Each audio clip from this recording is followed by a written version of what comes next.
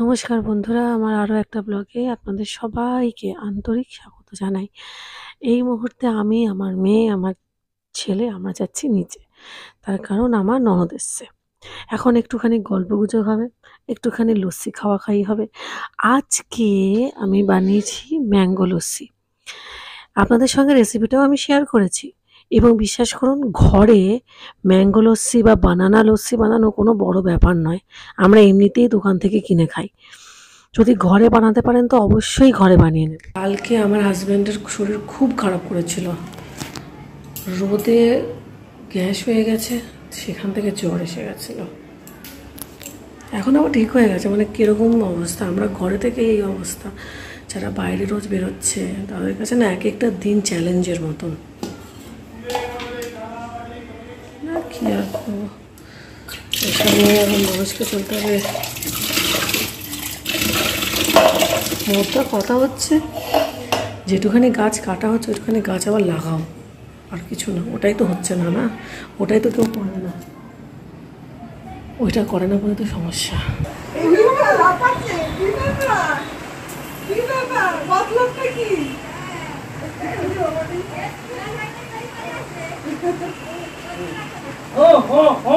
কি বলছে তো? কি বলছো? কি বলছো? ও মতো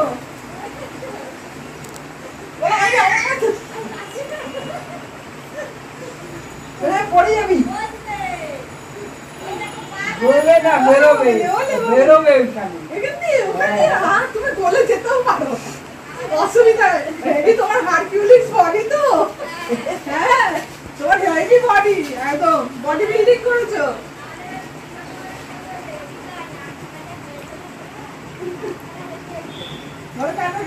ছেলের মায়েরও তো নাকটা ভালো আছে, ওই জন্য ছেলেরও নাক ভালো।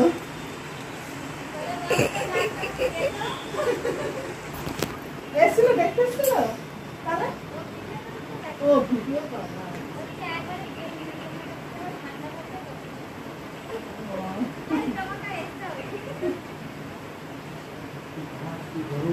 আমাদেরকেও তো বলবো মনে হয়। ওইদিকে অতক্ষণ দেখতে হবে না, আমি আগে টাটা টাটা চলে যাচ্ছি, টাটা। আবার মাথা নাড়ছে, না না না না না না, আয় আয়, চলে আয়, চলে আয়, চলে আয়, চলে আয়।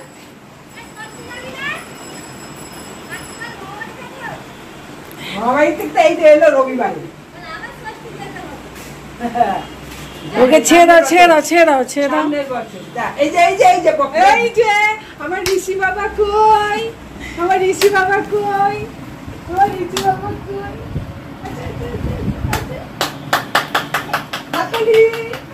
যাও টুকি টুকি টুকি টুকি, যে তাড়াতাড়ি হাওয়া ঘুরে দেবে তখন ওই পাটায় কই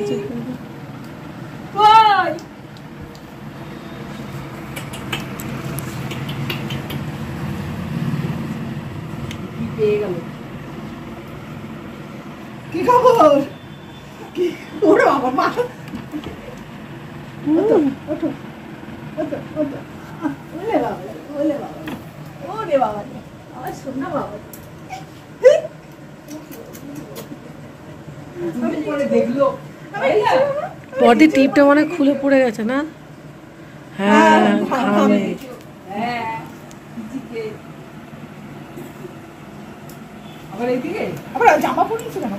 হ্যাঁ সত্যি খুলে দাও, আমি তখন এসি চালিয়েছিলাম বলে করে দিয়েছি।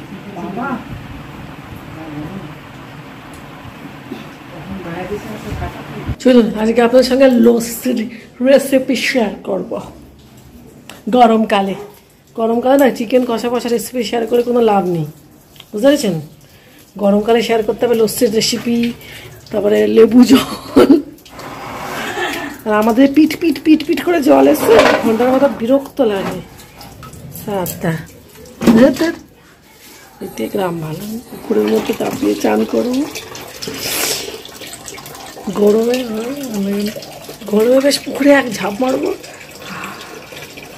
তাও কি বলি বলুন তো, গরমকালেও জল গরম, পুকুরের জল।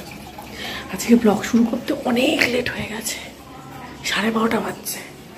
সকাল থেকে আর ভালো লাগেনি।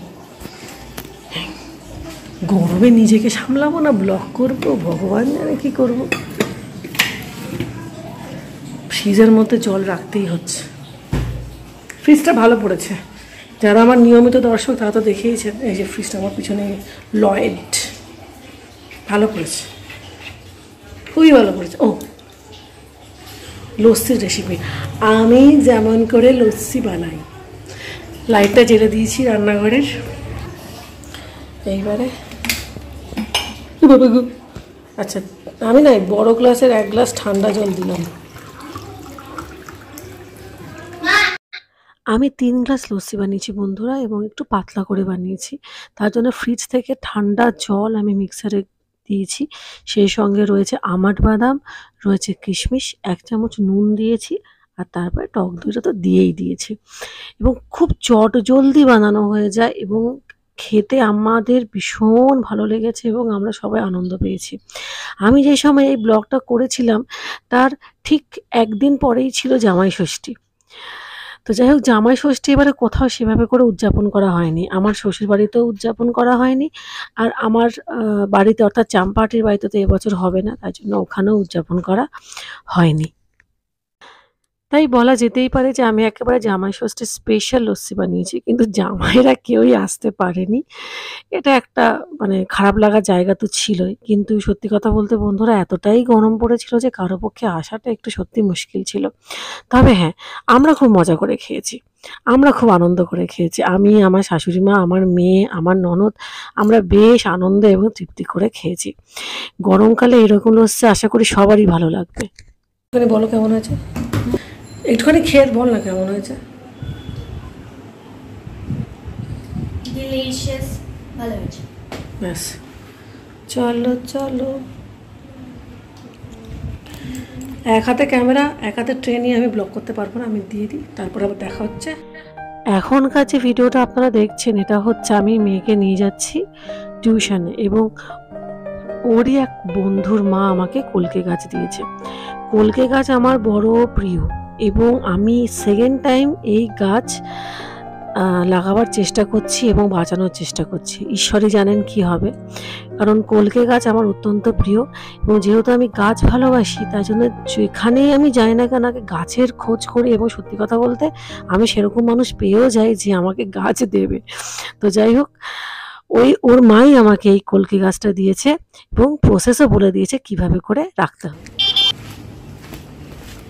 মেয়েকে পড়তে দিয়ে দিলাম, পড়তে এলো আর কি, পৌঁছে দিয়ে আমি এখন বাড়ি যাব। কলকে গাছটাকে রাখবো বালতির ভেতর।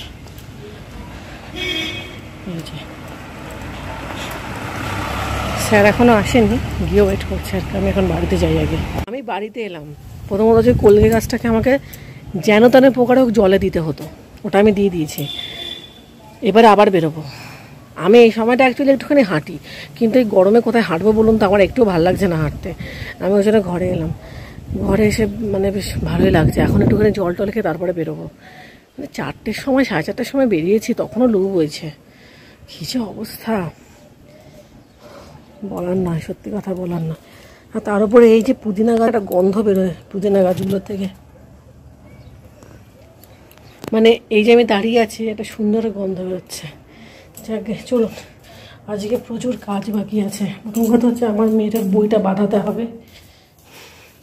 পুরো বইটা খুলে খুলে গেছে, বাংলা বই, ওটাকে আমি বাঁধাবো। সমস্ত কাজকর্ম নিয়ে বেরিয়েছি, একটা কিচ্ছু হলো না। দোকানদারগুলো একটাও দোকান খোলেনি, তার কারণ হচ্ছে প্রচণ্ড রোদ। আমি বললাম না, এই যে কলকে গাছটাকে আমি এই যে দিয়েছি জলের মধ্যে।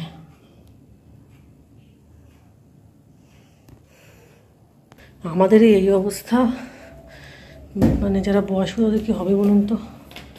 আমার মেয়ের আবার প্রজেক্টের জিনিসপত্র কিনতে হবে। এই দুটো কাজ আমায় আজকে করতেই হবে, এত প্রজেক্টের জিনিস কেনা, দ্বিতীয়ত হচ্ছে ওর বাংলা বইটা বাঁধানো। এখন একেবারে ব্লগের শেষ প্রান্তে চলে এসেছি, ব্লগটাকে আর বড় করিনি। এখন যেটা করব সেটা হচ্ছে আমার মেয়ের প্রজেক্টের কিছু জিনিস কিনবো, এবং কিনবো হচ্ছে একটি ধূপকাঠি। তো যাই হোক, এখন সেটা কিনতেই চলে এসেছি বন্ধুরা দোকানে।